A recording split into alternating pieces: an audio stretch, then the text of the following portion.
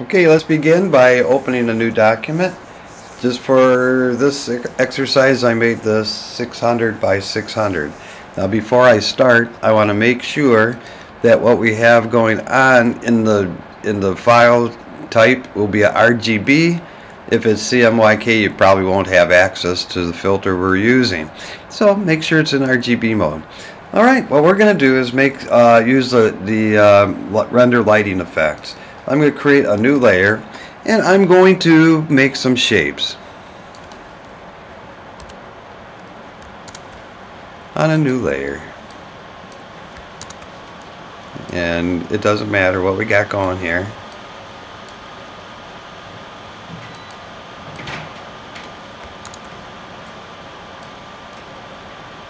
Just something that we can work with.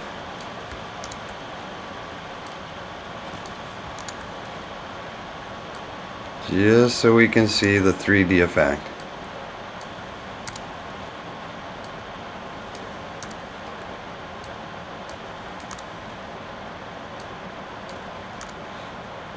And we'll make some shapes here like this.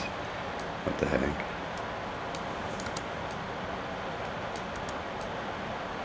Okay, I know this doesn't look like much.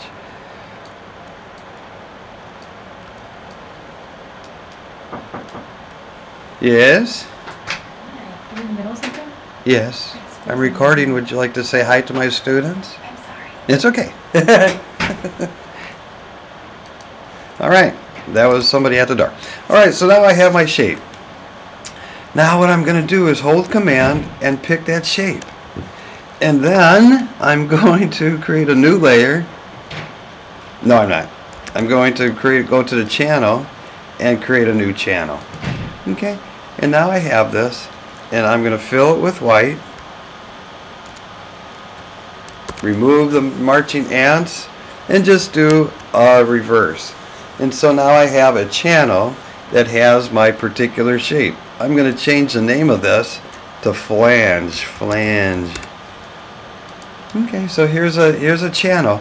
Notice here's the blue, the green, the red, the RGB, but here my flange is here by itself. So I'm going to go and I'm going to apply a little bit of blur. The reason you do the blur is because you want to get this gray gradient at the edge. That is what gives it the smooth 3D effect. Okay, so now I have a Gaussian blur. I have my channel called flange. Now if I go back to my flange on my layers, I can go and change the color. I just did command and I clicked on the thumbnail, got me my marching ants back. I'm going to hit command U and I'm going to colorize. That way I can change the color of my flange.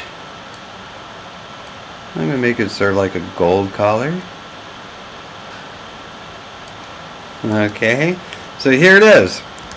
Here's my shape and here is my channel that matches that flange, except it's blurry. So I'm going to go back to RGB and go back over here. Now I'm going to go to filter, render, lighting effects, and you get this big old circle going on here, and immediately you can see there is a 3D effect, and I can move my light around as if I'm shining a spotlight on this particular flange, just like a flashlight.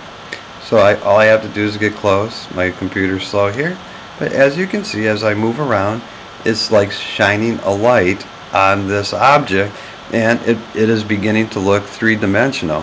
Now there's different things I can do. I can, for example, I can change the size of the hotspot. I could either drag it this way, or I can go and adjust it here. Same thing, you're just adjusting the hotspot on the object.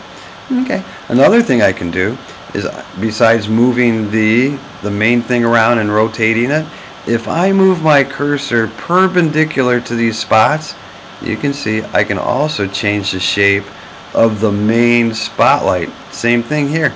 If I go perpendicular to that spot, I can move it around. And notice that as you move your cursor around, it'll tell you what you can do at that point. This is kind of silly, but you know, there it is. So at this point I can move it. At this point I can rotate it because it has that goofy little thing. And like I said, perpendicular to that spot, you can change the shape like that. But there's more.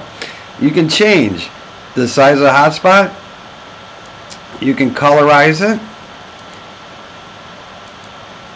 Okay, so now I have a purple or pinkish light.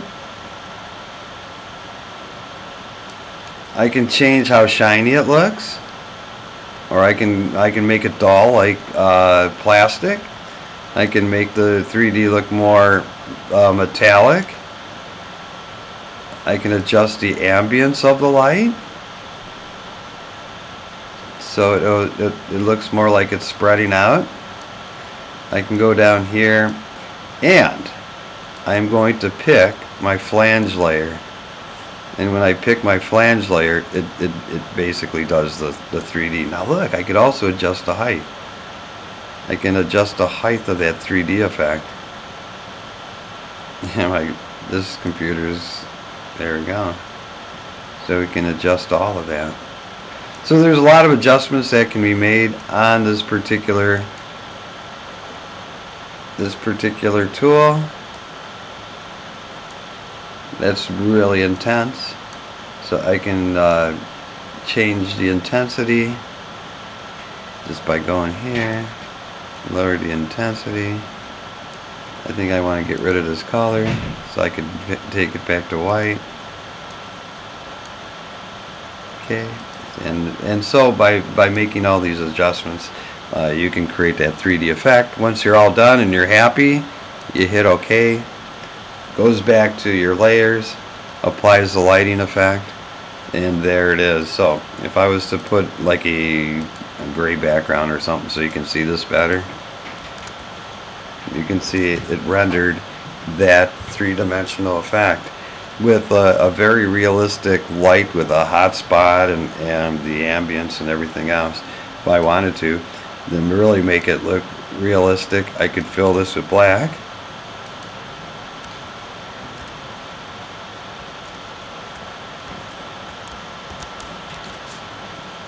And just move it around so it looks like an actual 3D kind of thing going on there. Anyways, so that's the basic use of this wonderful render lighting effect.